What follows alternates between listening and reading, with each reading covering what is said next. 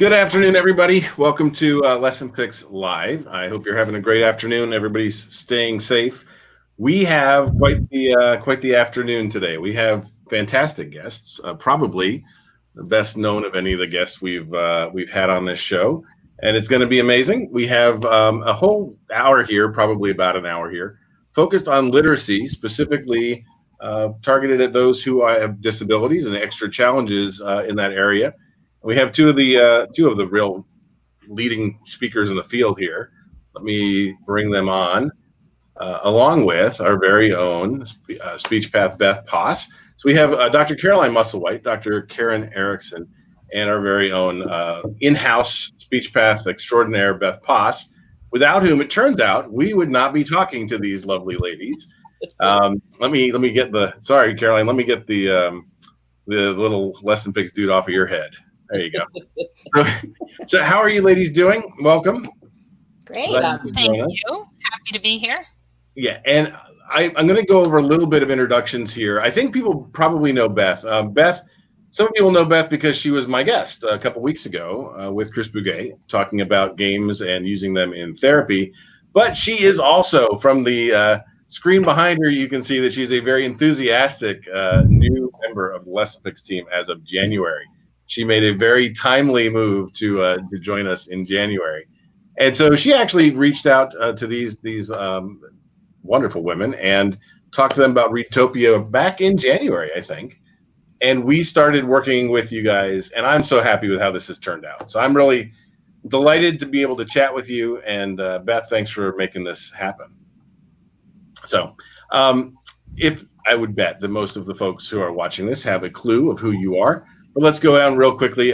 Caroline, you are, let me see if I can, I'm not going to make you bullseye here, but you are speech pathologist and currently in Arizona, correct? You are working as a consultant with a number of places out there, but you've kind of been everywhere, right? Yep. You've been doing this. What's that? I said all over except for Antarctica. Everywhere for Antarctica, and you've presented at every conference I can think of.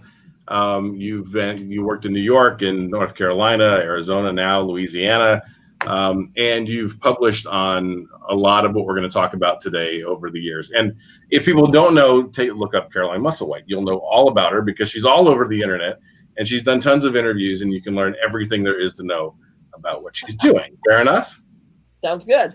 All right. And your partner in crime on this is Dr. Karen Erickson, who's not all over the internet, which is why it's such a big deal that we got her to come on our show, because she's a hard get. She's definitely more rare to come on and be live and be peppered with questions here. But welcome. I'm so glad you did. Karen, Dr. Erickson is the director of the Center for Literacy and Disability Studies at UNC Chapel Hill. Also the co-author of this book, which I've actually given out copies of, and everybody here will pull out this book. There you go. So there you go. You got to read. Everybody has to go buy this book. You wrote it with Dr. David Knoppenhaver,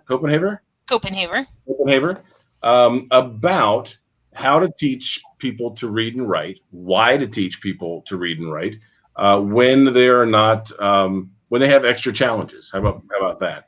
Yep. And it's kind of becoming the Bible, which is. It's got to make you feel good, right? Sorry? Yeah, it's becoming the literacy Bible for people with AAC. I hope that it helps people think more completely about what it actually means to teach reading and writing. So just in case you thought I was kidding, there's a bunch of people who agree with me in the chat right now. By the way, if you guys would like to ask questions of either of the doctors here, type them in wherever you are. If you're on YouTube, you can type it into the chat. If you are in Facebook, you can type it in there as well. We can see them. And Beth is going to do the honors of kind of playing my Lori today. Lori does this job for me a lot, where she will watch the questions and get ready to queue them up for us. We'll come back for a true Q&A session at the end of the interview here. And Beth, you will have gotten them all ready for us, correct? Yep. All right, so let's get started. And Beth, I'm going to drop you off, not because we don't love you, but because you got to get to work. All right. So Thank you guys for being here. I am delighted that you are. I actually read I read the beginning of your book. I should back up. Dr. Erickson, I actually Karen. I'm going to call you Karen. Thank you. But it's weird. I was trying to whisper to you. It's just Karen. I know. You really whisper in a webinar. It's a problem. All right. Fair enough. There's a private chat if you really need to tell me something. But so I actually saw your speech in London, and that I guess wasn't really an official speech, but it was so good. The presentation you gave at Isaac, correct? That was at Communication Matters, which is a UK. It's the UK Isaac, the UK chapter of Isaac. But it was a fantastic speech, and it's on YouTube. And if you search for Dr. Erickson in London, you will get her speech about literacy for all, and about it's not about the book. It's about more your thesis, the mission both of you are on, right? Which is the most important thing you can do for somebody with significant disabilities is teach them to read and write. It's going to have the biggest impact that will happen on their life. And I told you this when we were talking the other day. I've had this conversation, and it was so good to hear somebody who's actually got some authority saying this. But I've told people in my life, no, you need to teach them to read.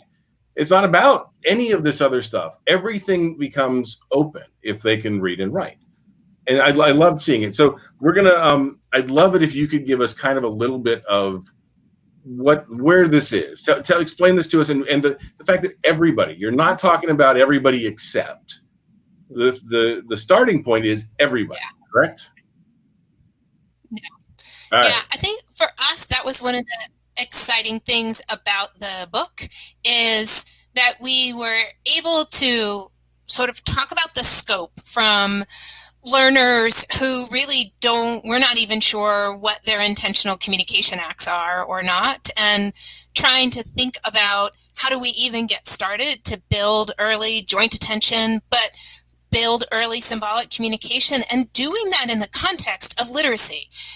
For years and years and years, we've sort of had this idea that somehow you had to build prerequisite skills before you would start teaching literacy. And the work at the Center for Literacy and Disability Studies, which really goes back to the book that Caroline wrote with Patty King-DeBaum and lots of work before that, thinking about what does emergent literacy look like and how do we even get started.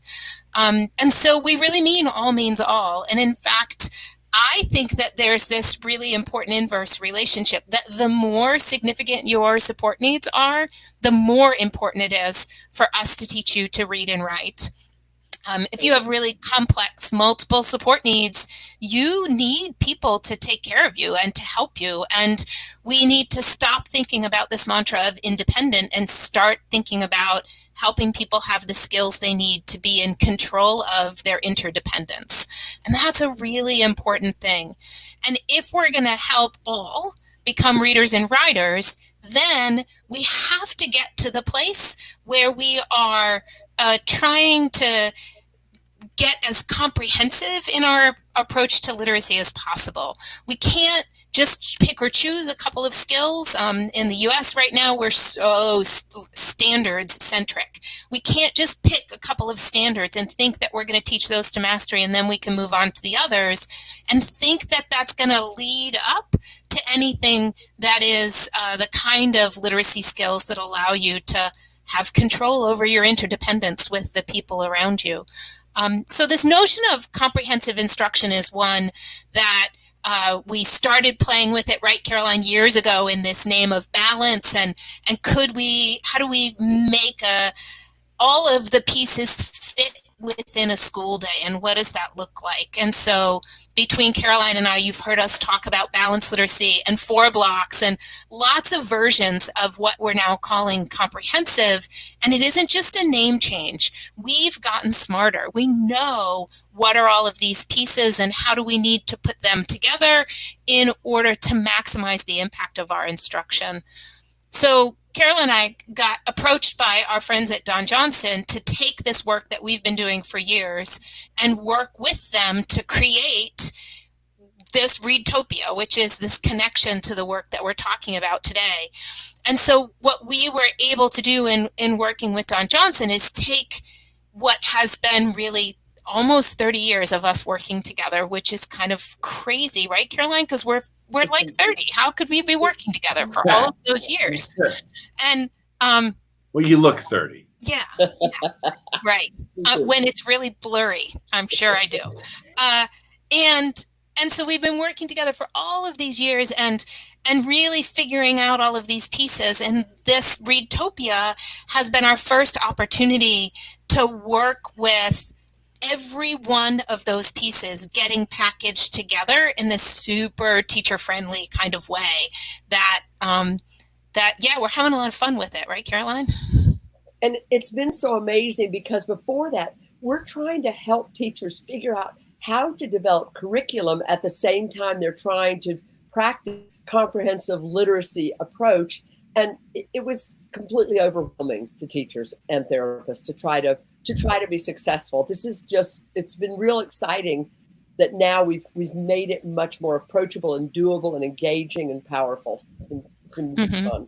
So let me back up for just a second, because some of the people here are not going to have a clue what Readtopia is, which is part of why they're here. Maybe maybe they're here to learn more. But maybe they've never heard about it because they're parents and I mean, the truth is we have a very weird audience. Well, we can talk about it later, but LessonPix is definitely split among everything from parents of children with autism to researchers who are very focused on this. So Readtopia in a nutshell. Karen, can you here, I'll tell you what, let me, rather than me try to do my my own idea of this, can you give us a ballpark of what are we talking about? Sure. So you've just shared my screen, correct? I did. All right. So in Readtopia, it is this thematic unit-based comprehensive instructional program that now targets students starting in about 3rd, 4th grade, all the way up through adults. So we don't have an upper age limit. And in fact, Caroline can share some of the really cool work she's doing with adults who just never had an opportunity to learn before, or who had that kind of really skills-focused instruction as opposed to the kind of comprehensive instruction that we would really like them to have.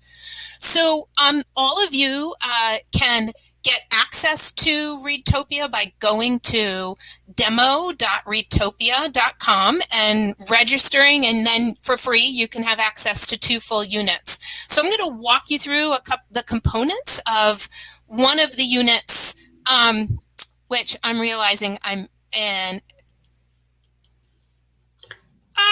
Let me go back to where I want to be. In the demo, myreadtopia.com. Gotcha. In demo, myreadtopia.com. Tell me when you want me to put it back up there. We're good. Yeah, instead of logged in as me personally. That's okay. The first thing that you see is this upper elementary unit. Now, I happen to have a friend who's currently teaching middle school, high school, and she's using this unit with much older students, and they are loving it. So you should think about this as a recommendation as sort of the youngest that you might use it with is this upper elementary, but there's no upper age limit. We all know people went to see Dr. Dolittle when it came out. Like, this is okay. This is free content. It is an entire unit.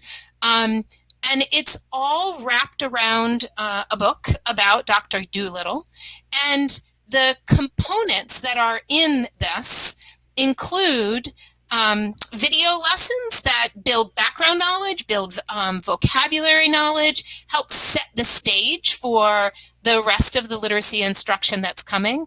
There is very teacher-directed alphabet and phonics instruction with support to help teachers think about which level you're going to go to. We have in Readtopia these interactive reading lessons, and the idea there is to support teachers, parents, therapists in being able to really engage learners at a variety of levels in interacting with and making meaning from text. So pretty different from our traditional approach to read this and let me ask you questions. We're really systematically, through these interactive reading lessons and shared reading lessons, teaching emergent readers and writers how to comprehend. So questions allow us to test what people understood. In this approach to interactive reading and shared reading, and then a third comprehension type called Anchor, Read, Apply, we're helping kids learn how to comprehend. And for your entire audience that's interested in kids who have a primary diagnosis of autism, we have for way too long taught them how to read words without teaching how to comprehend what it is. And we do a lot of work to teach them to answer questions without teaching them how to figure out the answer to questions. And that is this really important part of the comprehensive instruction that is in Readtopia. It is very structured for teachers, and so it really guides you through within each chapter. You find that there's a lesson, you have a video, there are leveled video resources so that a student who might just be working on basic symbolic communication is going to be making a choice between a couple of pictures, and the students who are at higher levels, who really are beginning readers and writers, are going to do something to apply what they've learned during this video in order to extend that knowledge and apply it in some way. As you walk through the chapter, the lessons then go, well, let's now do either a making words lesson, because this is a student who is at a place where they're learning to read and spell and we want to help them do better. Or it's a student who's still working on learning letters, letter names, letter sounds, and so they would engage in the alphabet instruction. It continues as you move through and you go into lesson 3. And in lesson 3 is one of these interactive read alouds. And in the interactive read aloud, we really sort of bring teachers along in being able to support the kind of interaction and engagement we know is required for kids to go beyond just responding to actually creating and initiating and engaging meaningfully in reading and writing. You continue through, and now we're going to circle back to a word building alphabet instruction. We go to lesson 5. And now we get math, because part of what happens in this comprehensive program that's called Readtopia is it is a literacy-centric program that also builds knowledge in social studies and science areas and directly teaches mathematics in a way that is directly aligned to grade level standards, particularly the alternate standards for students who participate in alternate assessments. Every one of these activities comes with the downloadable resources that you need, and in order to teach that lesson, in order to build students' understanding over time. In the Dr. Dolittle, it is targeted at that upper elementary level, and it is very heavily focused on elementary levels. And I'm sorry, on emergent levels. And so those of you who are familiar with the book, Literacy, Comprehensive Literacy for All, or have participated in training that any one of us have done in recent years, you know that we talk about these 5 routines that are really critical to emergent literacy. And so you'll find in Dr. Dolittle that there are shared reading, interactive writing in the form of predictable chart writing, alphabet and phonological awareness, independent writing, and independent reading. And those lesson types are all sprinkled throughout so that we have those 5 lesson types, which are kind of our bare minimum for comprehensive emergent. And then we build up from there in order to capture those students who are going to be students who have some pretty significant needs, but who are readers and writers, even though they're still in elementary school. And so it extends up into the conventional routines of comprehension and phonics instruction and some more independent writing and independent reading as well. if you register and you go to the Readtopia, demo.myreadtopia, you'll find that there also is a unit that's one of the units that targets our middle school, high school, that's available for free. It's called the Goldbug, and I just want to let you know that it targets primarily the classrooms where there are many students who are conventional, and then is differentiated down to support the students who are still emergent in their reading and writing. And so you'll find that there are lots of supports for how to include kids with more complex needs who might be emergent readers and writers in the kind of discussions and application and work that happens at this slightly higher level when we're focused on the middle school, high school.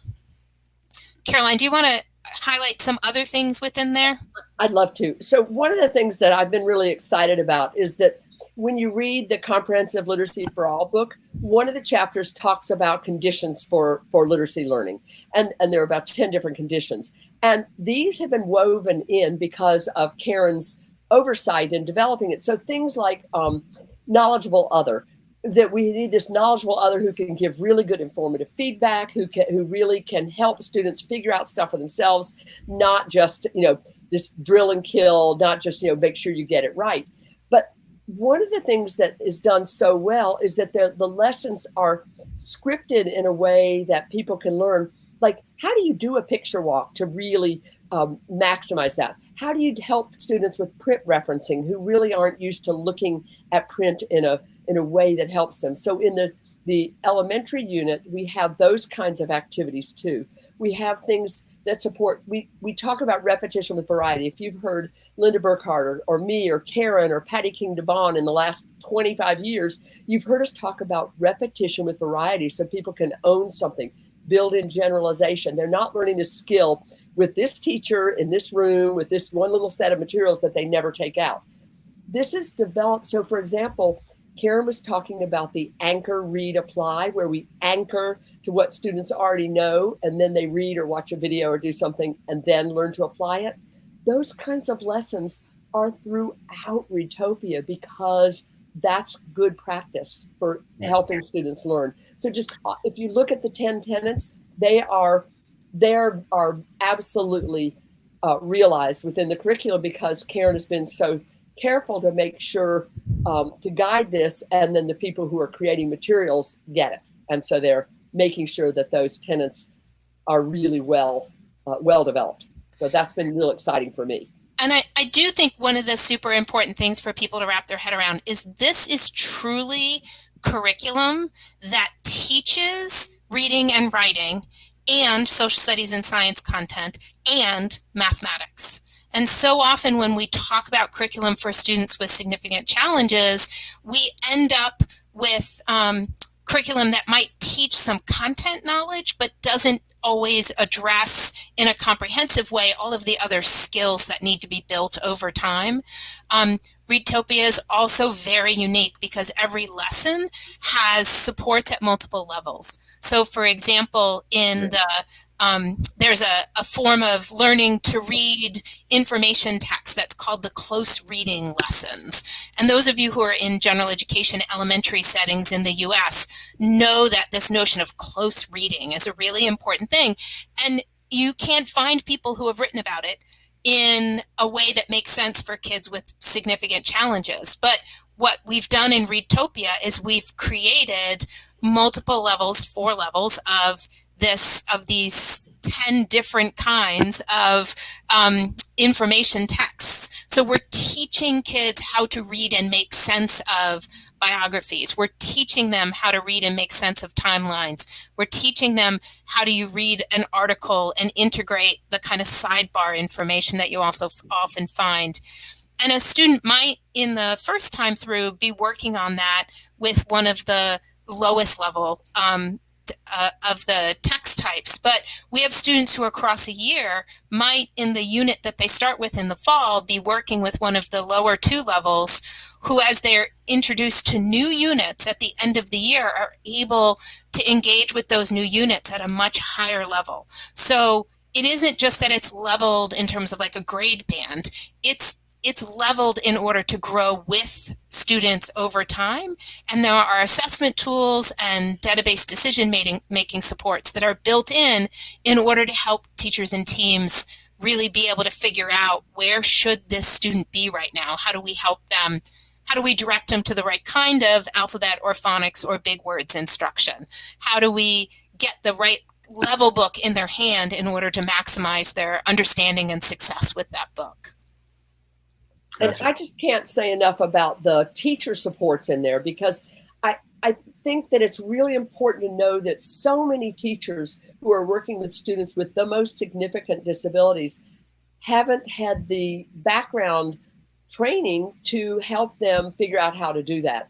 And there's so much guidance and lots of very scripted lessons that really help them learn that. But the other thing that's really fun is, teachers want to put their own stamp on things. And there's so many places where teachers get to also make a decision that they're going to go find a video to support this, that they're going to do some other background knowledge activities. So it's very, very scripted, but not completely prescribed, that you need to do what's in there, but you can also add a little bit of your own stamp on that and help your students and see what they need and add the pieces that add a little more for them. I think that's been teachers have really liked that.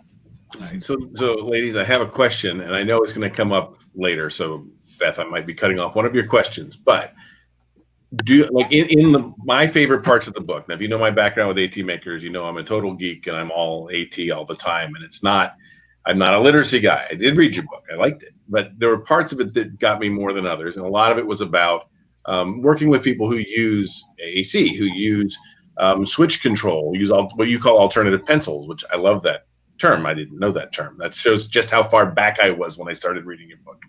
But are those kinds of recommendations or guidelines, whether it's within Readtopia or adjacent to it, are those kinds of recommendations in there? I saw one question that ran through on, what about people who are using two-switch scanning?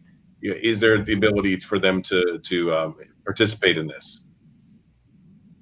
Karen. So we've put a lot of tips on the website to answer those kinds of questions. So there's tips about AAC. There's tips about supporting students who are using eye gaze.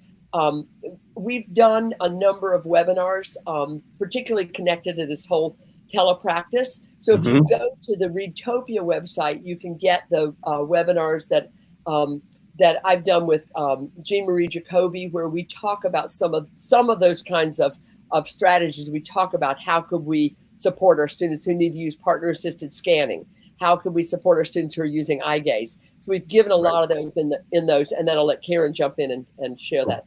Yeah, I was just going to say, it's how we got connected with Beth and why we're having this conversation today.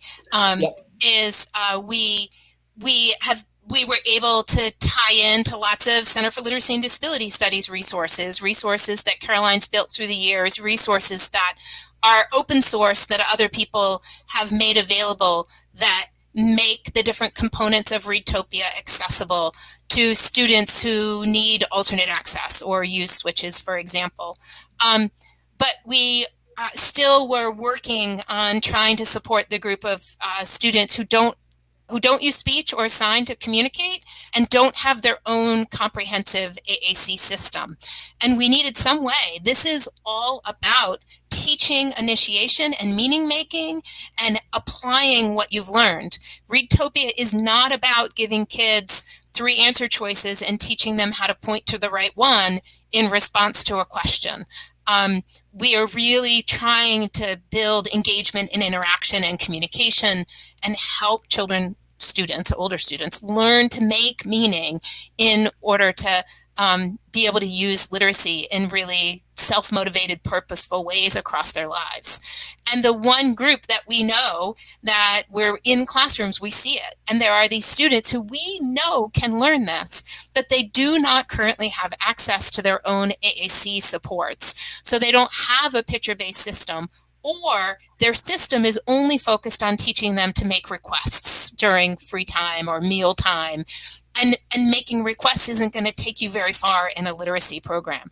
So Caroline and I started working together, and I'm going to sort of throw it back to you, Caroline, trying to think about how do we build a system that would be really broadly accessible that would fill that gap for these huge numbers of kids that we know that are out there that don't have what they need. And it doesn't mean that they're going to learn to use what we give them the day we give it to them, but they have to have something to learn to use it.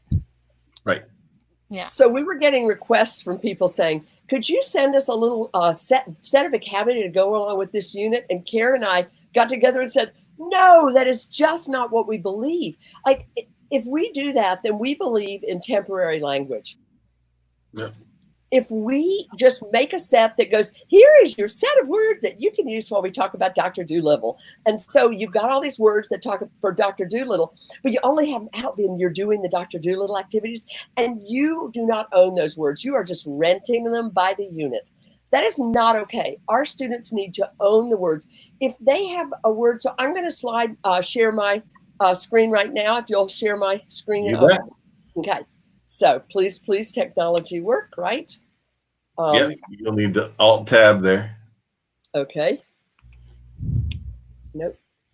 Okay. So I'm not seeing. It's not working. Got it. Is that it? No. I got it. Caroline, what the view that you're looking at right now is the view of the webinar. You have to go to the tab that Readtopia is on. Yeah, hit Alt tab 2 more times. See, it's the PowerPoint I think you're trying. There you go. Did you want to have it in your? There you go. Are you seeing me now? Yeah, now we're seeing that event screen. Okay, so this is just an example. I'm going to show you that I just have a bunch of things. Beth Poss did the most amazing job. What Karen and I got. I'll put her on so that she can glow a little bit. There you go. So Karen and I contacted some people in January and said, we've developed this set of words that we would like to have students have access to when they're doing Readtopia lessons and all the rest of the day, all the time, everywhere. And so we sent the list that we spent a ridiculous amount of time coming up with and going through all the books and saying, what are words that get used across books? We're not looking for fringy stuff. We want these to be words you can use across lots of units.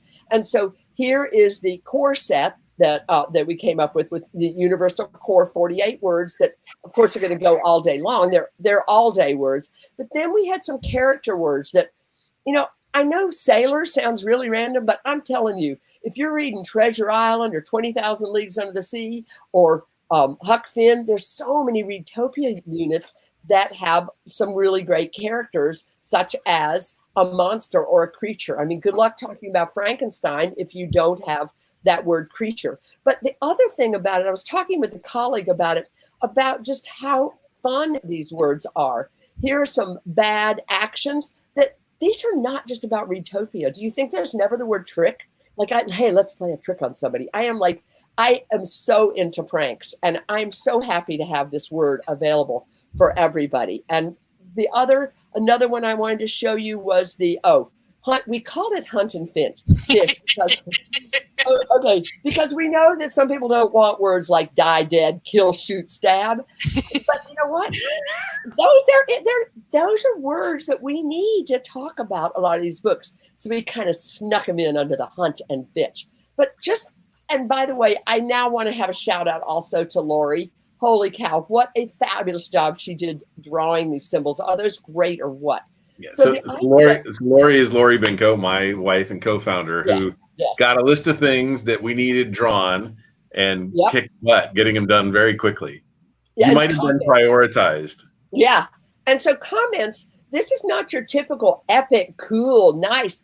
We like those comments, but throughout the books, you have these gorgeous words like boom, that's in one of those little bubbles. You have boom, splash, crack, bang. All of these are there. And so we use these as comments so that the students can use those. I mean, think about it. When something's happening, we're doing a science experiment and it is like on target. Bam! Would be a great thing to say. On the other hand, we're doing a science experiment later that has nothing to do with Readtopia and it didn't go so well. Boom might be a good thing, or bang, or oh no. So these are words you can use across the entire thing. So I'm going to let you stop. I'm going to stop sharing now so we can just talk about how we might use those. So These are not words. Please don't let these be a test thing. Okay, find escape, show me escape.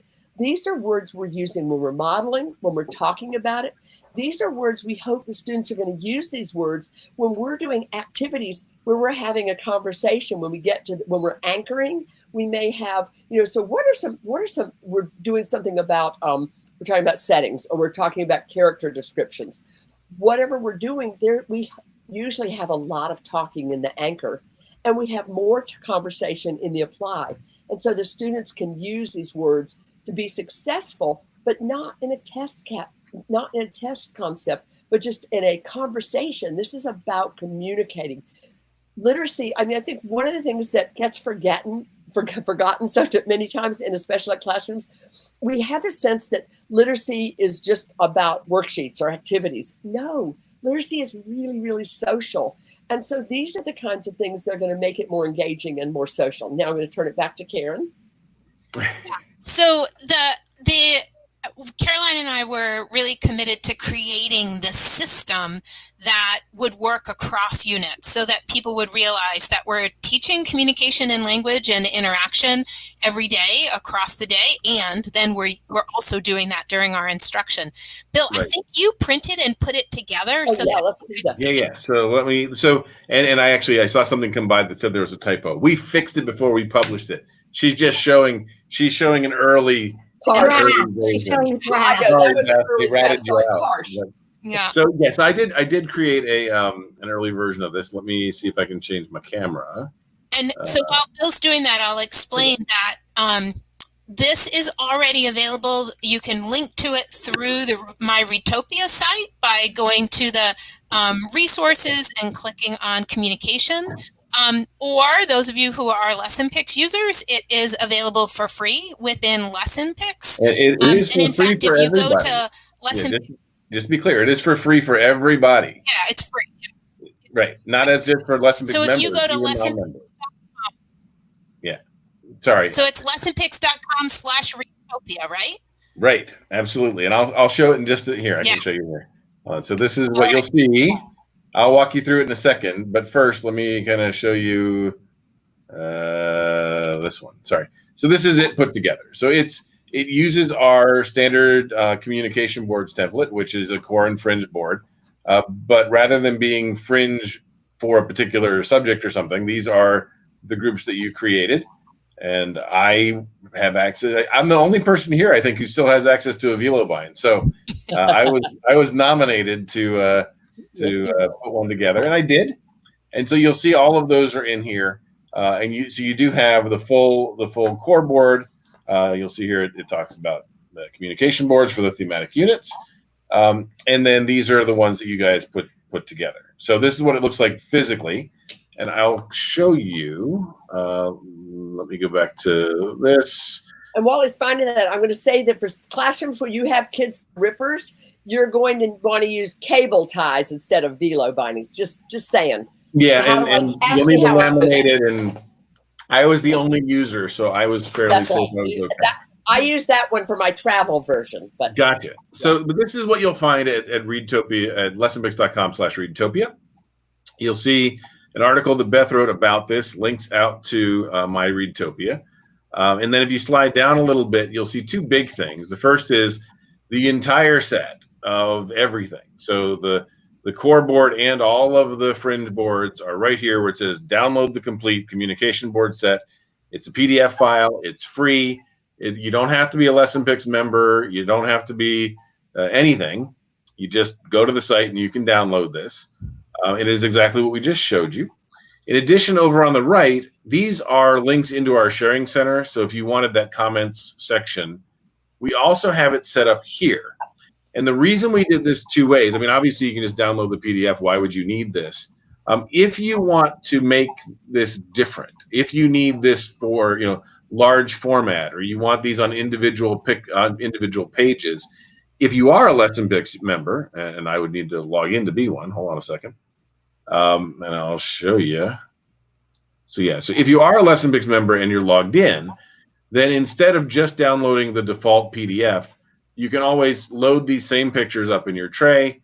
And if you wanted to make, I don't know, one-page pictures so that you could make them big on a wall, or if you wanted to change the background color on the picture card so that they're black and you could increase the contrast, right? Anything that you would normally do in LessonPix, you can do here with this set of pictures without having to start from scratch. In other words, you already found all the pictures and you can do that here. So that, if you look at what the this article has, it has basically, it will have one more thing when we're done with this. It'll have a link to this video embedded, but it will have information from Beth about what Readtopia is, links to all your stuff, a link to Readtopia, and then down the side, these are links into the sharing center where you can start customizing these and using them in your own works. That make sense?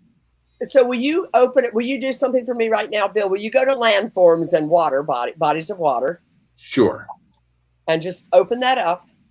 And open the PDF file? Yeah, and we're gonna just make a picture card of that one. So okay. No, not that one. No, I want you to go show how we could use it as materials. So load it into. All right, so I'll clear my tray, and then I'll load up these pictures. And what do you want me to make? Create materials, and we're just going to do the very most simple, just picture cards. It's fine. You got it. Just picture cards. Okay. So I'm just going to show how we might talk about that. And go ahead. And you're good. I'm not all on one page. Lay them out like this? Yeah, we're just laying them out. So I'm just showing you how we could have that. And he's going to finish, and he's going to make a PDF that gets sent to him. And I just want you to see how, just one example of how we might use that would be that the students are going to use the language on their devices to give me clues about one of these. So what's a word you could give me to tell me which one you think it is? And I might cut them out and just have 3 of them to make it easier. So I've got volcano, plains, and lake. And if you gave me the word hot, which one do you think I'm most likely to be talking about? So get the idea that just a fun 2-minute game to help students have a little more information and be able to play around with these words. We are not deciding to do that instead of doing your Readtopia lesson today. This is, you had an extra 2 minutes and you were like, oh my gosh, we've got 2 extra minutes. Sponge it up doing something like this. Absolutely. So you can use that language to help your students understand language better. What is a volcano? Well, it's hot. It's a mountain. It's, it has red stuff coming down. Those are the kinds of things students can do. Absolutely. So, and all the things that we're doing right now with, so it's not just that you can make picture cards, obviously, but even the stuff that we're doing with PowerPoint, right, is there's so much you can do because you have the pictures that go along with what you're working with. So if you want, I won't go into the PowerPoint thing, but we have the interactive stuff now that we just added and all that. How about if I show some, Bill? I did some this week with some students. Sure. So, all right. So I think I just got to tab over to this. Yeah. No. I'm up now? Okay. Yeah, so you got to go into PowerPoint. Yeah. PowerPoint. Okay. So I made a PowerPoint, and one of the things that I'm doing making words with a lot of the students. And one of the things we do at the end of making words is to sort.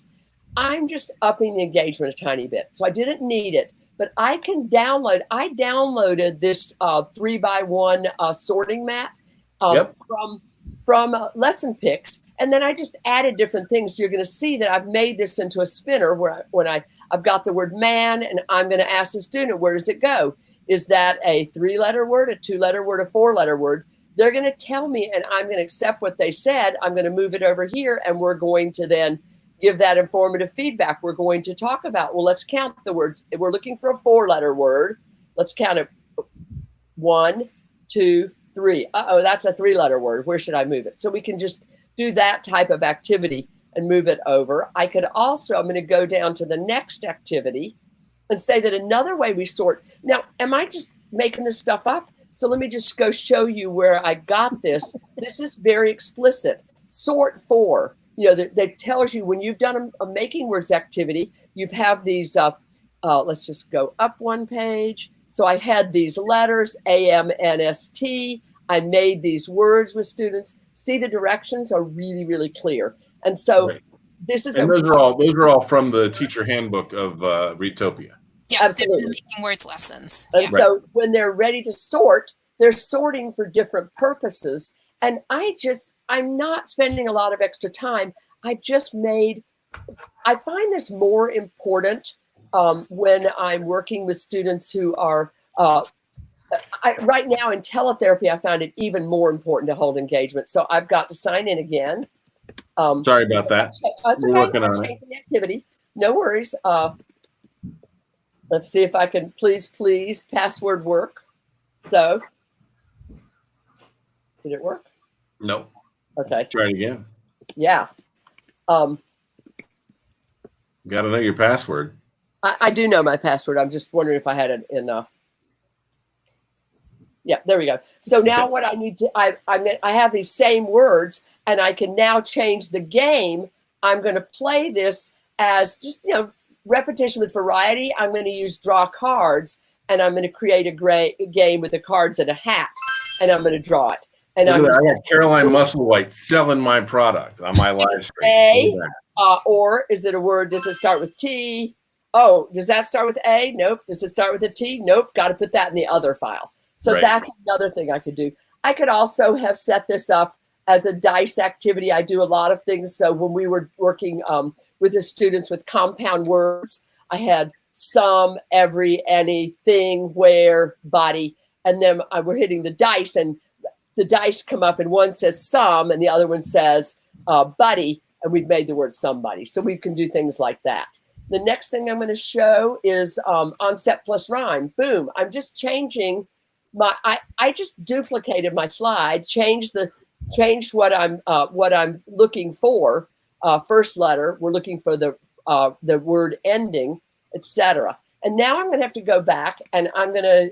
I may or may not be able to do this quickly, but let's just see. So I am clearing my tray. Let's time me. I am loading in a new activity. I'm going to do vocabulary from Dr. Dolittle. It worked. Now let's go back over here and see if I can change my tray. This is the part that sometimes I'm going to have to sign back in to change my tray. No, you'll be good. Okay. Yeah. Refresh. So I'm trying to get the Dr. Dolittle words, and if it doesn't, you know what? I'm just going to show. I had a plan. This is plan B. It works. Okay.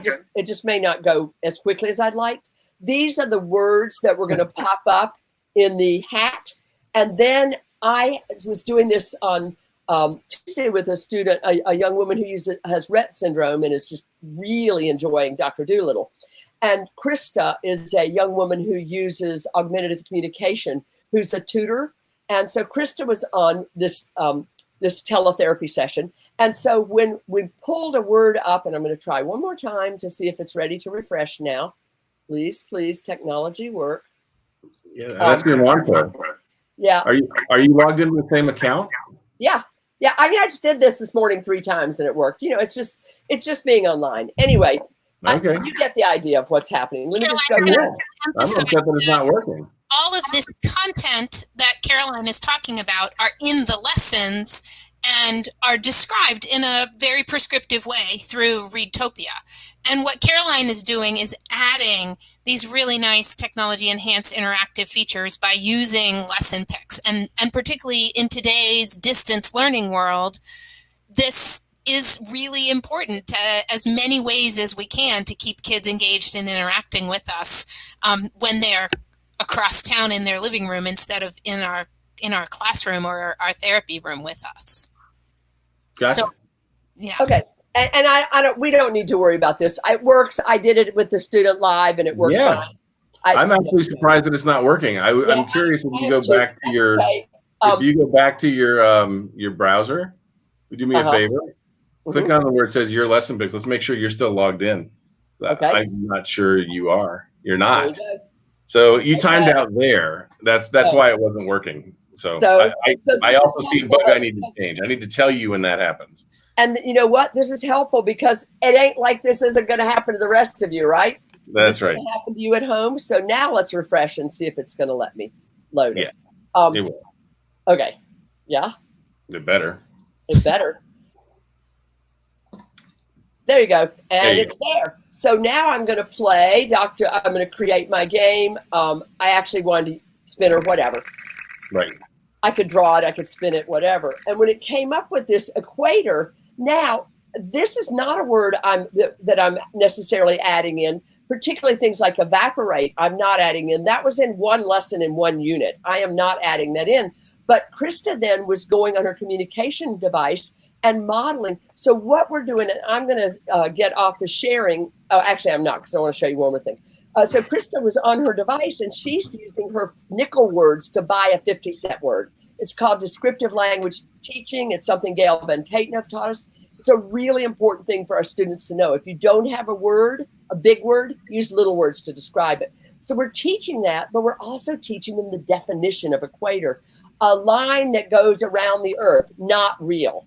Evaporate, water goes up and turns into gas. It floats away. Those are the types of things Krista was modeling. Oh my gosh, Alyssa loved it, because now she has this cool woman who is working with her, using her device and modeling. And then the last one was a letter matching game, where we had these kinds of letters for students who are doing enhance the learning letters. Then this could be how they could physically play with them. For students who can't physically play with them, again, I have that activity where I could put 2 letters on a dice and make them show up. So I'm going to go back to you. I'm not seeing. Oh, here you go. All right, so we're going to go back and take it away. There you go. Wow, and you didn't tell me you were going to do any of that, so you're great. Throw it at me. Surprise. Surprise. I have a big ask for you, Bill. I figured if I did a big giveaway, then I could get a big ask. So you didn't get your ask, but Karen got her ask. I know. We'll talk about that in a minute. Yeah. So I will do your ask too. So for these asks, that would be wrong. The asks that we're talking about are, as we started working together, these fine ladies gave me things that LessonPix could do better. And we've done them. We've done some of them now, and we will do a couple more that I couldn't get done by Thursday. But I'm going to show a couple if you guys don't mind. Are you guys good with that? Yeah. I'll just tell my ask while you pull it up, okay?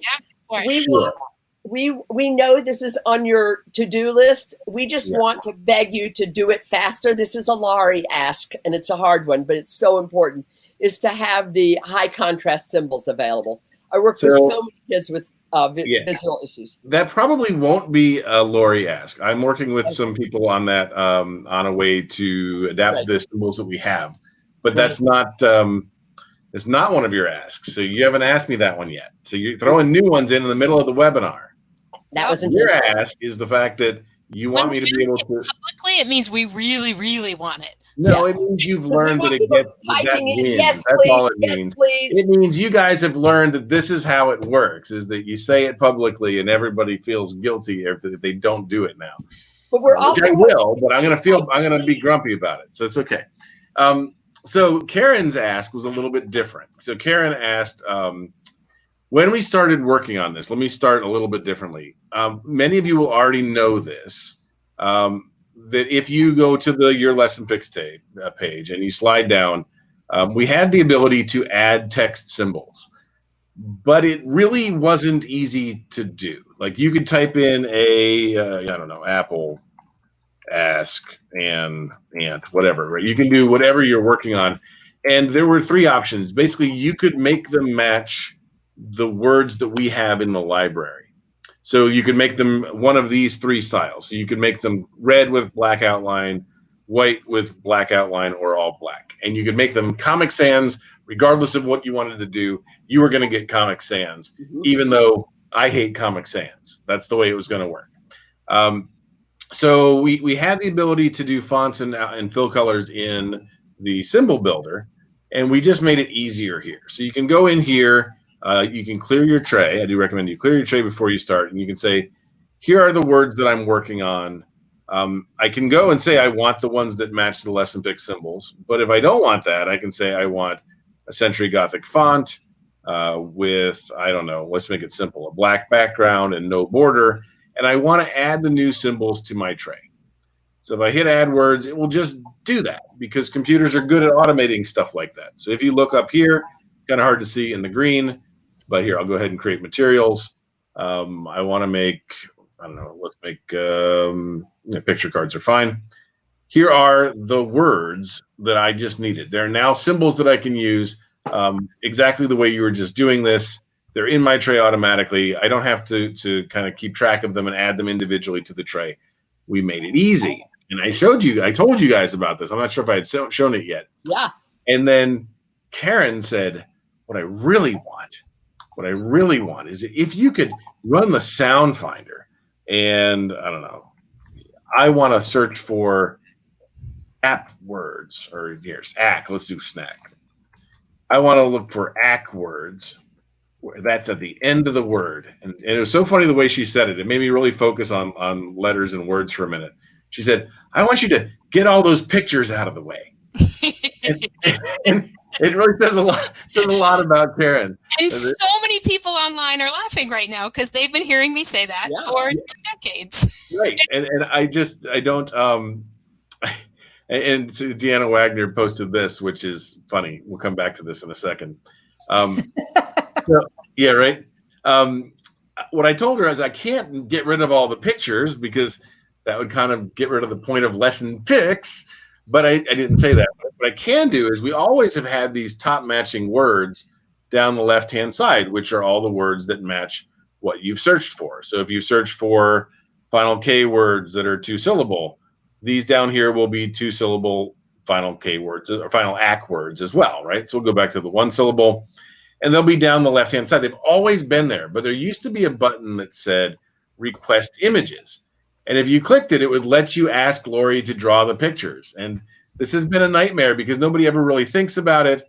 They never, it has been a source of so many bad image requests that we've talked about removing it. So instead, I just said what I can do is change that to make it say, make text symbols. And I'll have it pre-populate this section over here that we just added, right? And then you can just say, okay, those are the words that I want. Put them in my tray. And so now they're in your tray and they're ready to use, right? And so that now works on all of the sound finder tools. So it works on the pattern finder, the rhyming tool, the minimal pairs, the letter finder, all and the sound finder, all work the same way. If you get suggested images, suggested words over here, you can now just make them and send them to your tray. And she's the materials you have, like, he was just showing making picture cards. You can make bingo cards. Dominoes. I mean, how fun is that for dominoes? I'm trying to match, Anne can match Anne, but it can't match, Ed. So you can have that contrast. I mean, so they're just, the sky's the limit. One of the games now becomes a true literacy learning game instead of a picture matching game, which game changer for all of those kids who are doing all kinds of cool activities, but what they've been doing for years is matching pictures and identifying pictures, not learning how to read and spell the words in order to improve their communication with the world. Right. And I don't think you hate symbols because I don't hate symbols. I love symbols. They're critical. I happen to know that you started Project Core. Yeah. So, but when it comes to literacy, working on the letters, working on the orthographics, working on the actual letters and finding them is important, and it needs to be done. And now we do it better, right? Yeah. Yes. And it really is, we have to do both all day, every day. So we're using symbols to talk about the words that we're learning to read and spell. And so in the Readtopia vocabulary, and download now. I'm sorry. That's all right. I meant to make you solo, and I turned you off. We talked about not making a solo. In the Readtopia vocabulary set, that's the vocabulary that's going to allow you to talk about all of the literacy learning that's going on across all of the units. But you also have to have focus on print, or if you're blind, then we got to figure out the Braille problem. If you're going to learn to read and write, we have to give you opportunities to learn to read and write. We can't always have everything picture supported. So pictures are there, and we are trying to maximize kids' opportunities. And Caroline and I are working to have the list of words that are the words that are in the Readtopia communication vocabulary set, so that kids who do have their own systems already, you could compare the vocabulary that they have and look and see, do they have these keywords that we've called out or an equivalent to them that would allow them to have that same interaction that we're trying to support with that set. So yeah, no, I'm a big fan of pictures for communication. Right, absolutely. All right, so we, as expected, went long, which is exactly what we were going to do. And Don Johnson, just look at that. So there you go. Say hi. So hi. Hi, Don. So and Don Johnson's the founder of the company that made Readtopia. So there you go. It's Don's baby. It's Don's baby. Well, good. I hope he approves of what we're doing. So I'm pretty sure he does, or he would have said something. So we've hit an hour, but we're not done. You guys can't go yet. I know that you're ready, but you got to do a couple things. We've got to answer some questions, and Beth has collected some, and then I have one, but I'm going to go last because I'm the least qualified person to ask either of you any questions. So I'm going last.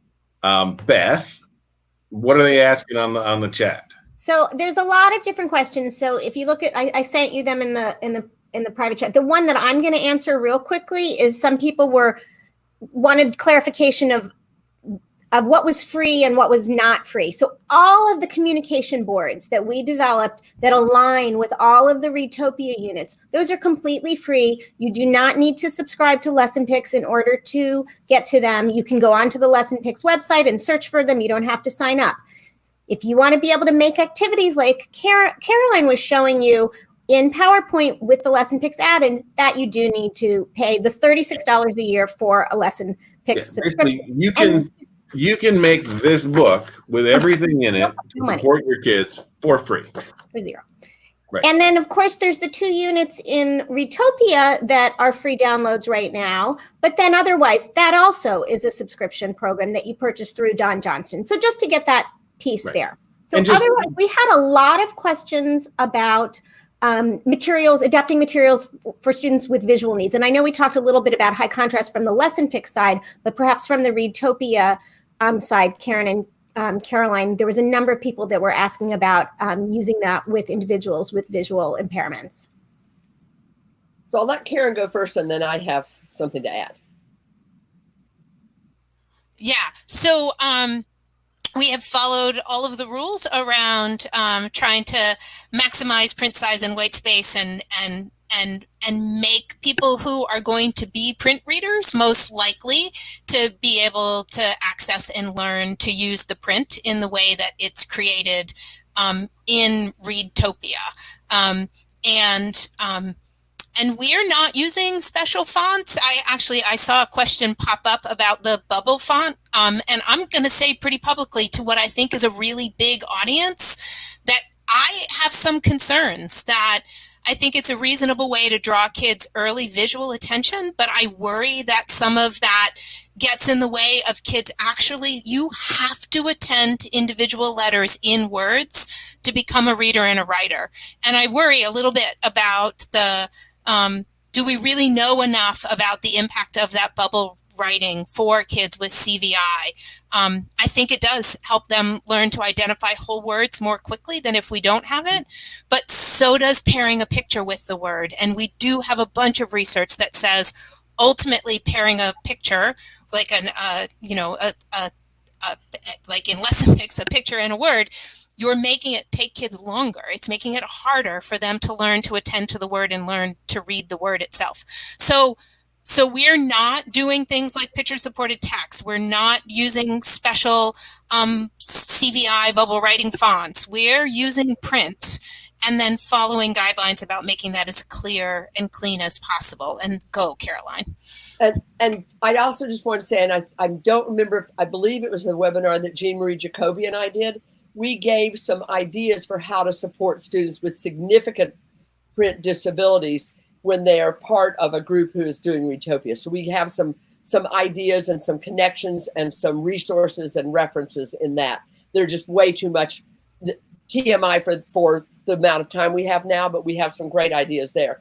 And Gretchen Hanser, I just saw a note from Gretchen, so well said about the bubble writing, and I want to chime in with an amen to what everything Karen said. I absolutely deeply believe too, that we want to help kids attend to the letters and not just the word shape.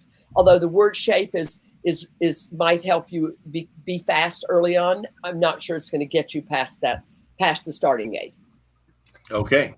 We also had a couple questions about whether these can be in co-taught or inclusive settings versus primarily pull-out programs in terms of the Readtopia instruction.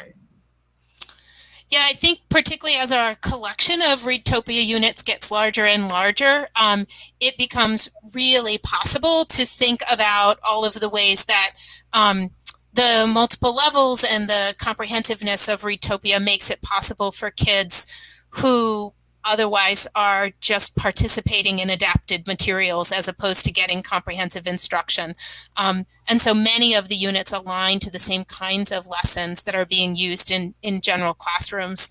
And in fact, I feel like certainly in the middle school multi-tiered system support work that we did around kids without identified disabilities, but who were struggling readers and writers, if we had Readtopia to use with those kids, they would have been heading to high school as really solid, confident readers and writers. And those were middle schoolers who didn't have identified disabilities. There are those classrooms all over our general ed settings, and having our kids with more complex needs in those classrooms, we would have teachers who really felt equipped to provide comprehensive literacy instruction that is targeted at the needs of their highest yet struggling kids, that also is adapted and differentiated in a way that they would be meaningfully including and teaching, not just supporting the participation of the kids with more complex needs. We only have a couple of examples of that at this time. Maybe there are others who could share. But yeah. I definitely saw that at both Phoenix Union High School District and at Gompers, where we had, some classrooms that were a much wider spread in terms of emergent to conventional, and the teachers who were able to play that juggling act really effectively and really efficiently because they had multiple levels that were very meaningful activities so that every one of the students could be a part of it. Bill, if you could put in the chat, since you can type in the chat, could you put the link to the article? Because that links, we've had, where do we get the boards? Where do we get to Readtopia? And the article that I wrote has links to both that. It has links directly to Readtopia, and it has links to the to all the communication boards. It's there. Perfect. And I'm seeing this question come up more than once, and I just want to add in there that both LessonPix and Don Johnson through Readtopia have done amazing work to be able to support those of you who are trying to do distance teaching right now. And so as somebody who doesn't have a formal relationship with either company other than supporting the work that they're doing, I don't get paid for this. I get paid to be a professor at UNC. What I want to say about both of the companies is bravo, because you have done so much. The federal government thinks that our kids with really significant support needs aren't getting anything. And I keep screaming and saying, are you kidding me? They're getting so much. And it's because of the kind of work you've done. So those of you who haven't kept up with the webinars and with these Thursday evening and other evening chats that LessonPix has been doing on Don Johnson's side, there's a ton of webinars that are explicitly about how do you use these tools and programs in today's distance ed world. And I'm so proud of what it is that's happening for our kids, who I think their families are now engaging with them in ways that they never knew was possible. And I think that as horrific as all of this is, that is a game changer for so many of our kids, because people who never knew what was possible now see what's possible. I think so. It's one of the things that it's not literacy related at all, but one of the things that I see coming out of this is, how on earth can you tell somebody you can't have a job because you can't get up the ramp because you're not going to be able to in the room? Come on, we all can do this remote. Everybody, Chris Young, my absolute favorite, he's 62, he's got 64 with SMA type 2. He's brilliant. He's an engineer. He should be not just employed, he should be a rock star somewhere. But because of the way the system has been, it has been very hard for him to do that. I am so encouraged that we all had to. We all had to work remote. We all had to realize that it's our brains and not necessarily whether we're in a chair. Half the people, you wouldn't know if they're in a chair right now. It's awesome. So there's a part of me that is happy about this. Yeah. I would like to speak to that too, because I'm doing multiple sessions every day. I am in A lot of back pain, but otherwise loving it.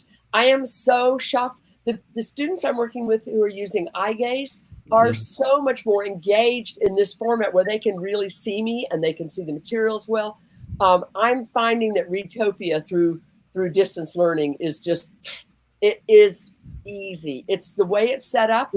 All the materials, I can send the materials or to the family in advance. It has been really, really easy. And now I'm connecting it with the LessonPix to add that extra level of engagement and, having, just, I can make a background that has 3 boxes, but you know what? Having it there and having it fixed, and I don't have to do it. You're smoothing my path, and the research shows that if you smooth my path and make something easier, I am more likely to do it. And so as long as it's good instruction and it's easy, this is a wonderful, wonderful fit. So I'm really grateful also to both the Don Johnston Company and to LessonPix, because you guys are making a huge difference. Well, I appreciate that. And it has been quite the turn. I think I think Beth would agree with this. We have the benefit, and I'm not sure what the size of Don Johnston is, but we're a small company. We can turn on a dime, and we did, right?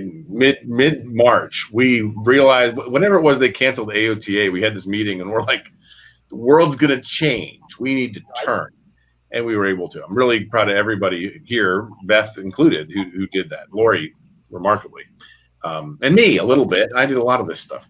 So there's one other important question, because Don Johnston said he would like to see Caroline answer it.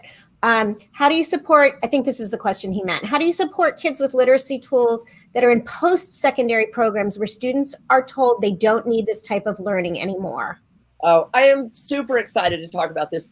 I've had the glorious opportunity to work at Gompers, which is serves individuals who are through school. And as you know, we've been all saying, once you get out of high school, it's just, the literacy instruction is just over. And that has been the case in so many places. But now I'm seeing places that are doing amazing things. I see, Deanna Wagner doing amazing stuff at Valley Life, and Gompers has bought into Readtopia in a big way and really embraced it. And we're seeing people go from being non-readers to being early conventional readers really pretty quickly. There are so many people who had the ability and had not had the opportunity. And we've seen that, or that when they were in school, as Karen mentioned earlier, it was just such drill and kill kinds of activities. They were worksheeted to death. They didn't have literacy that was engaging. I mean, when they're reading Frankenstein, I mean, they are with the program. It's such an engaging, rich, wonderful book. And Journey to the Center of the Earth is another one we did that they just loved. So we're looking at good literature and then really engaging activities to connect with that literature. So we're doing map activities and oh my gosh, Don literally himself goes places. There's a video of him going down into a volcano in Iceland. And it's the first time he walked in a classroom where I was teaching, you would have thought that they met, Tom Hanks or somebody. I mean, they were just like, oh my, it's the man. And they were so excited. But the videos are so rich that they feel like he's someone that they know. And the videos give that mental model that helps students connect. It's just a huge, there's just such connections. And I think connections, if we can help students make connections to their world and to other books they're reading and to the activities they've already done, in a social situation where we're talking about it, we can really make an unbelievable difference. I think it's one of the things that we see all the time is that the adults are completely engaged and interested, and that changes the playing field for everybody. So nobody is thinking, oh, all right, I just got to figure out how to get you through 4 more trials here, and then we can be done for the day. No, it's interesting and engaging, and they can't wait to see what comes next. And it's very... Definitely. Yeah. And Karen's talking about the adults who are like the paras and the teachers and the therapists. All the adults in the classroom that just really want. It's like, oh, we're not going to be at school on Monday. And they're like, oh man, I'm trying to figure out, did he die? Did he live? They want to know what's happened with the next great adventure. I will tell you that Lori and for just another voice, Brian Whitmer from Cough Drop, have both lectured me on just how critical it is to get the parents involved, get them engaged. If you get, and we've seen it in the gaming stuff we do at AT Makers, right? You can get the paras to be involved in the gaming. They'll set up all the AT stuff so that they can play the games with the guy. It is it is an underappreciated role, and I think it's one that is under supported.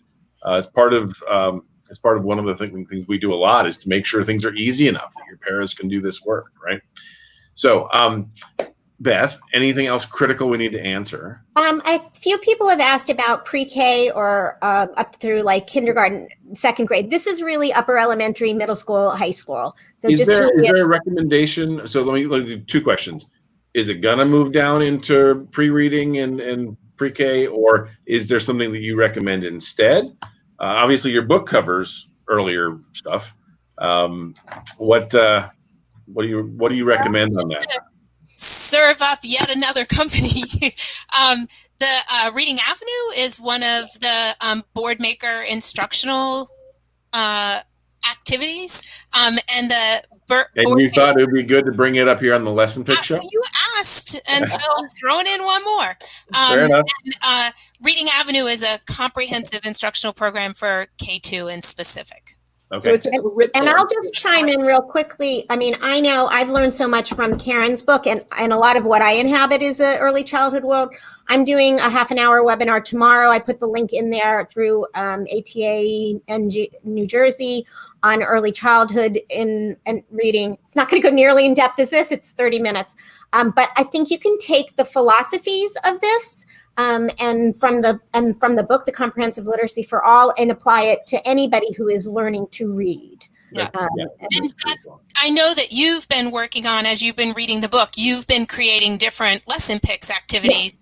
And I do think this big shift that you made, being able to use the PowerPoint add-ins and those interactive features, that you really are going to be able to build out sets that sort of could be this same kind of thematic approach by pulling things that are already created and adding a few extra to create that package. Definitely. And I was just teasing, Karen, I was just teasing you about bringing up the board maker stuff. It's all good. I got it. So it's the good thing about I'm a professor. No, you're good. You're good. And I really do want to know what's good and what's bad, right? I mean, I have heard. So pre-K is actually an area where we're really well covered. We have really excellent both speech paths, and Lori as a special ed teacher. I do find it interesting to read in the book just how much different it is in like the dedicated units and the ASD units, or was, right? I love, by the way, there are sections in this book that are just plain funny. The story you tell about you rewriting the IEP from years ago about the current assessment is the teacher doesn't know what she's doing. Yeah. It's a really good book, and if you have a chance, you all should check it out. If I can get through it with an engineering degree from UF, you all can do just fine.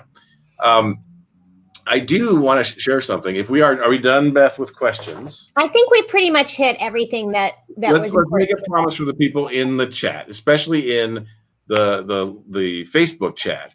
All of us will go back and answer questions if there are any after this, right? So Caroline, that's easy because I know you're there all the time. Karen, do your best. If there are any questions directed to you, we might send them to you because I know you're never on Facebook. Unfortunately, the Twitter chat will disappear for some period of time and then comes back, which is weird.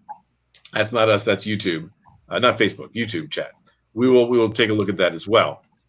I do have a question for you about your book from last night. So if we're good with everything else, and I can pick Karen Erickson's brain. You set me up for this an hour and a half ago, so I'm a little bit worried about what's coming. You're good. You're good. I got a question for you. So I was reading your chapter about you working with AAC users and how you had to choose times when they had access to their device.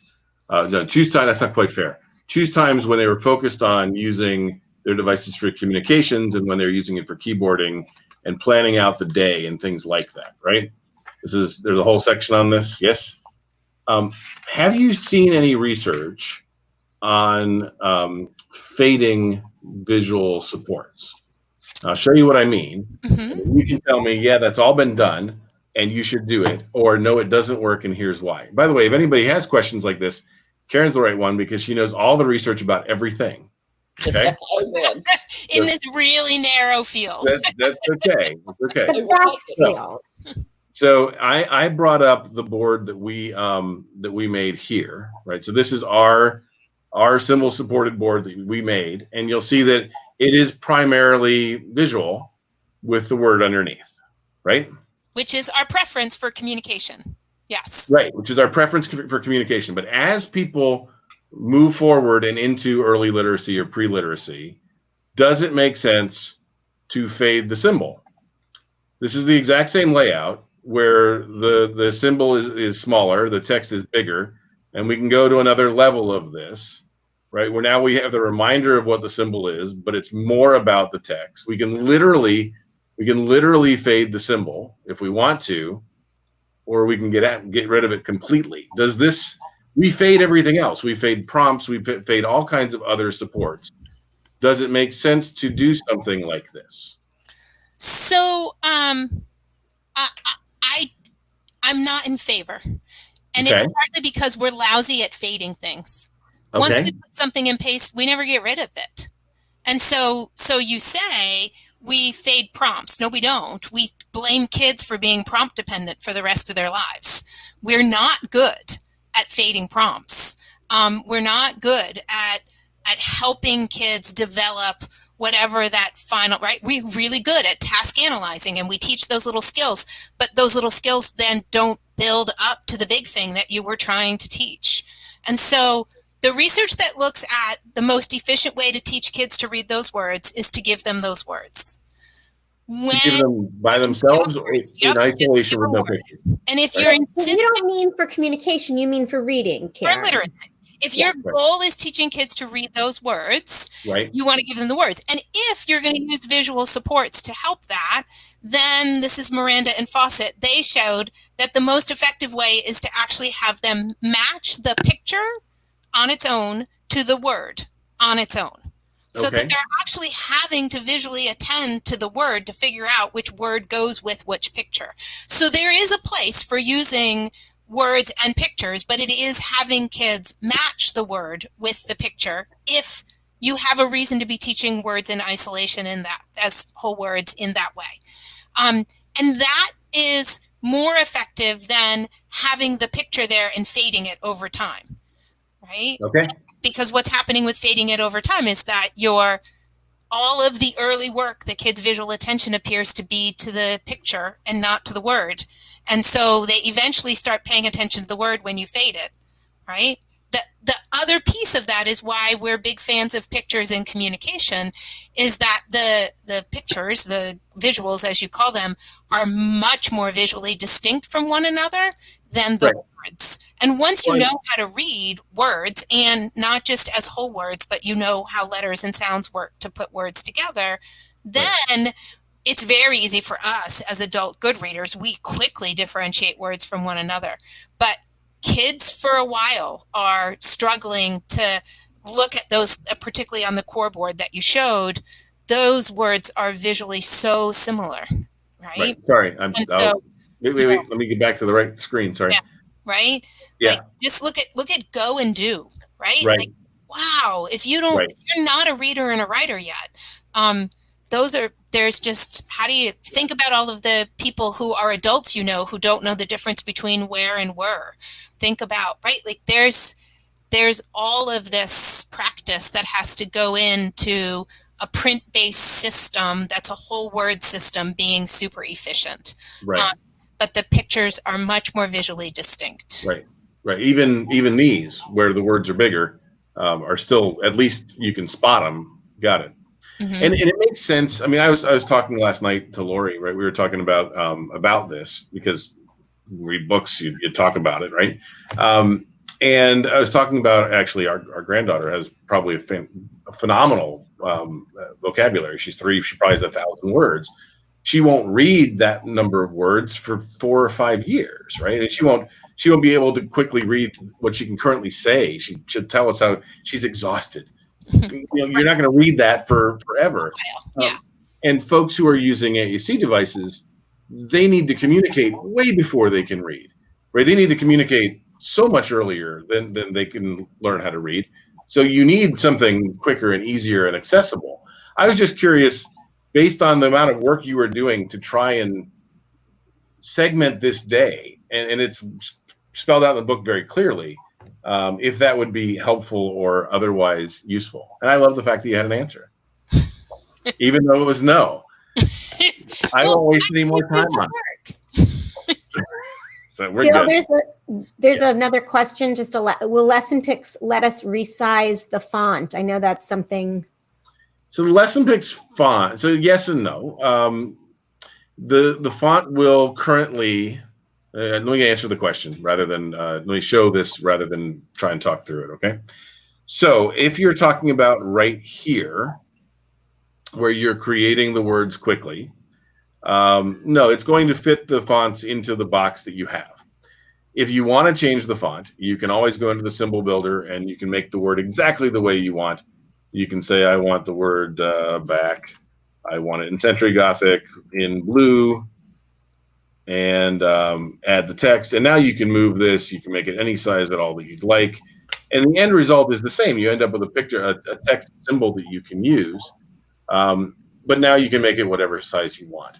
There is the reason that Beth brought it up, because she knows what I'm working on, is that, yeah, she's so happy. I do have a goal here of adding a drop down that will give you 3 options.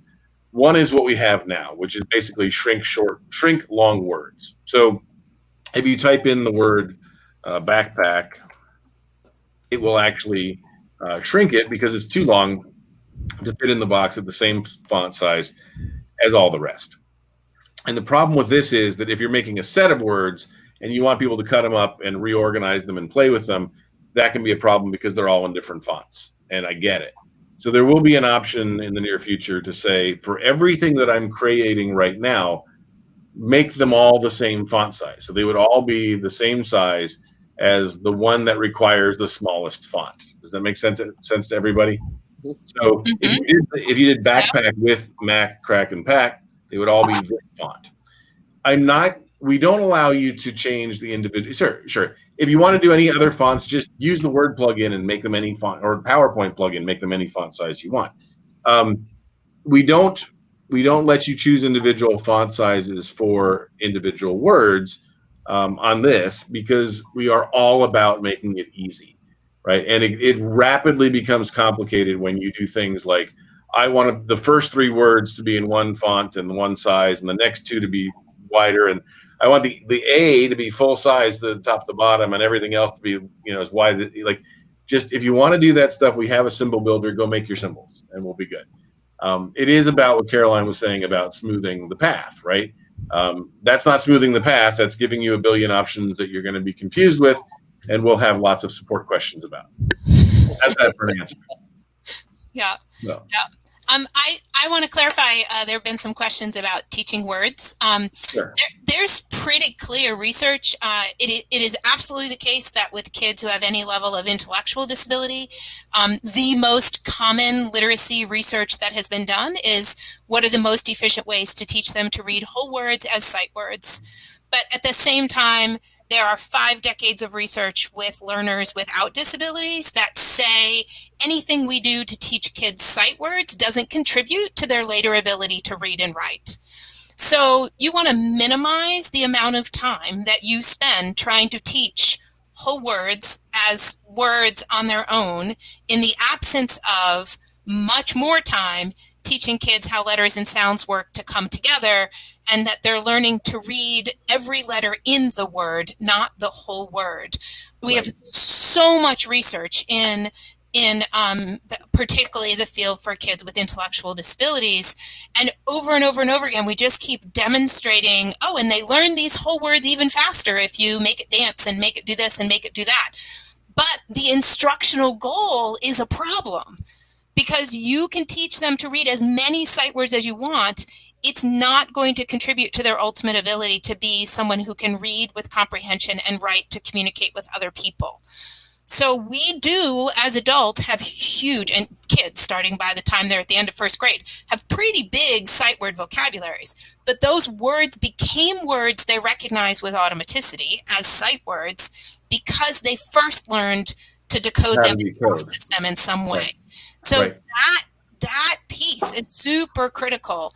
And that's where all of this work around all of the work that you're talking about now of trying to think about ways that use all of your incredible tools and all of your games and all of your formats in order to support kids in not just learning to match whole words or to learn sight words, but to learn how words work so that they can become readers and writers who can communicate with the world. And I'll stop preaching now. No, you're good. You can even sell your book again. Look.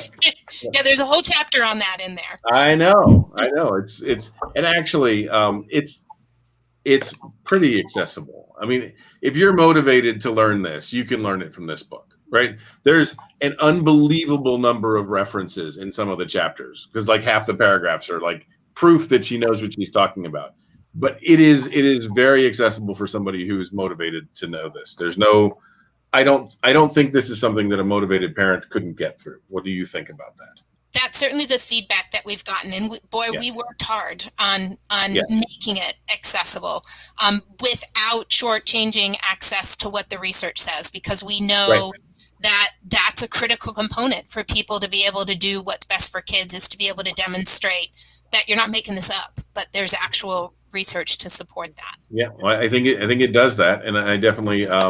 I want to thank you for coming on. I think we've actually done really well. We've covered a ton of stuff. We did go way over, but I don't care. I've never cared before. I don't know why I would start caring now.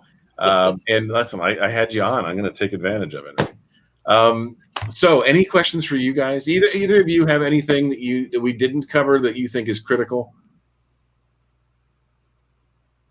Karen? Nope, but we're anxious to come back, and all of you who are power users of LessonPix, tag things with Readtopia as you create so that we can help people recognize all of the additional supports and tools. That would be awesome. No, I think one of the things people don't realize is that you can do that. So if you're in the sharing center and you see something, or if you have your own material, whatever they are, whatever the materials are, you can always in here, you can go in and literally tag it. You can type in anywhere, either here under tags, you can type in Readtopia, or even if you just put it in the description, later when you go search for it, you'll find it. It'll be in your group. We added the ability for you to search your own materials now, so you can always bring up all your Readtopia stuff. So when you go to like here, there's now a search, but I don't know why it took us so long to do that. I do know why, but whatever. You can search your own stuff as well. It is absolutely important that we do that, and tell us that you're using Readtopia, because when we do, Karen mentioned it earlier, right? That she's paid for by the university. There's no money flowing here, right? It's not like we're getting in bed with Don Johnston and we're moving money back and forth. This is just something that makes it more valuable for our users. They're more likely to straight from a mercenary perspective, they're more likely to renew. It's more valuable for them. They're more likely to share it with other people. And we don't think it's garbage, right? We think it works. We think we have people on our staff who believe that this will work. Yeah, we're gonna partner with you, absolutely. So tell us that it works. Tell us what we could do better. Absolutely. Both Karen and Caroline told us what we could do better. And I did one of them. By the way, the other thing that Caroline's asked me for is the ability to make things either all lowercase, mixed case, or all cap, sort and randomize in the second page of the wizard. Yes. And I'll do that for you, but it's not going to be today. It'll probably be Monday, but that depends on my.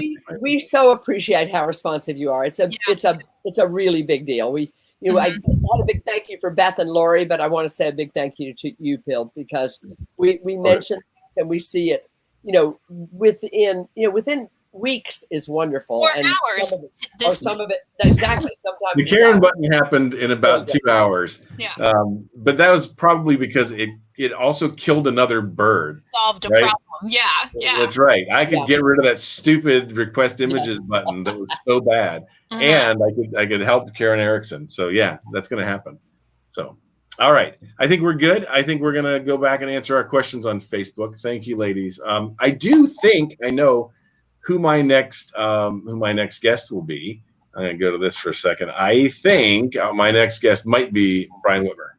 So he and I did covidspeak.org. If you guys haven't seen that, I'd love your feedback on it.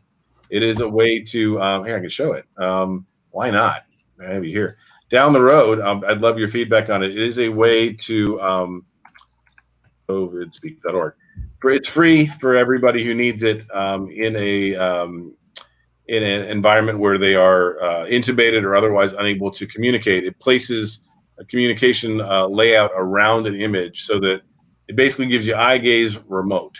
So if you've used like eTran boards and things like that, it does that with 2 video views and then pictures around it. And it's like, it works. You can try the demo, it'll work, but it won't work here because I'm already using my camera. But I encourage you all to take a look at it. I'm going to get Brian on, and we're going to talk about this and other stuff going on in our worlds. And I think that's going to be my next guest. So, Bill, if you have a subscription to LessonPix, is that available as a download that we could change it if we had to make it be really fine-tuned to a particular individual? So you should. So go to covidspeak.org, watch the video. You can customize it exactly the way you want it. You don't have to have a LessonPix for subscription. It's just free. So LessonPix and Cough Drop are funding it through my charity AT Makers during COVID. So it's just free. Yeah. So afterwards, it will probably roll into the Cough Drop product line, right? So next year or something, that'll be something where you can pay a few bucks a month and have access to it. Wonderful. Yeah. So that'll be my next guest, and I hope he agrees to come on and join me.